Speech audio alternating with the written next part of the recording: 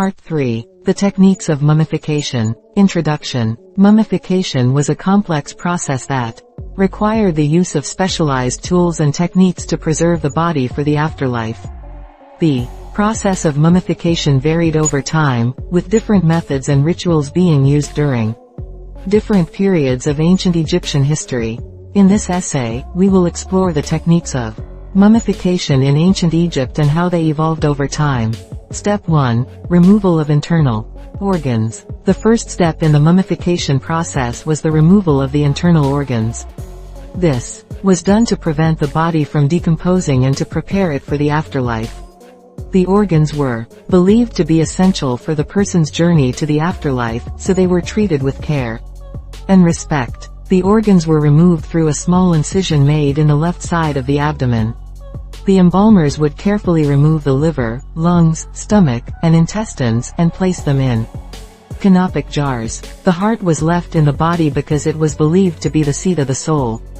The canopic jars were decorated with images of the 4 sons of Horus, who were the protectors of the internal organs. The jars were then placed in the tomb with the mummy. Step 2. Drying out the body. The next step in the mummification process was to dry out the body. This was done to prevent decay and to preserve the body for the afterlife. The body was covered in a type of salt called natron, which was a mixture of sodium carbonate and sodium bicarbonate. The natron absorbed the moisture from the body and dried it out. The body was left in the natron for 40 to 60 days. Depending on the size of the body, the embalmers would check on the body regularly to ensure that it was drying out properly. Step 3. Wrapping the body. After the body had been dried out, it was time to wrap it in linen bandages. The bandages were coated in resin to provide additional protection and to help preserve the body. The embalmers would begin by wrapping the fingers and toes individually, and then move on to the limbs, torso, and head.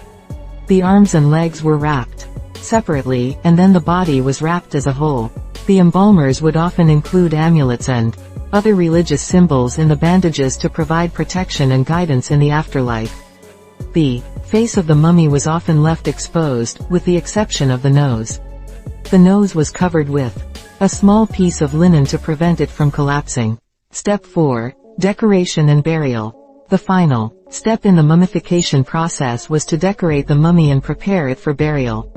The mummy was often adorned with jewelry and other decorative items, and the coffin was often decorated with scenes from the deceased's life or religious symbols. The mummy was then placed in a tomb or buried in a special burial ground. The tomb was often filled with items that the deceased might need in the afterlife, such as food, clothing, and furniture. Evolution of mummification. Techniques. The process of mummification evolved over time, with different techniques and rituals being used during different periods of ancient Egyptian history. During the Old Kingdom period, from 2686 to 2181 BCE, the mummification process was relatively simple. The body was treated with natron to dry it out, and the internal organs were removed and placed in canopic jars. The body was then wrapped in linen bandages and buried in a tomb. During the Middle Kingdom period, from 2055 to 1650 BCE, the mummification process became more advanced. The organs were still removed, but they were treated with a preservative called. Like this video, please subscribe. Thank you.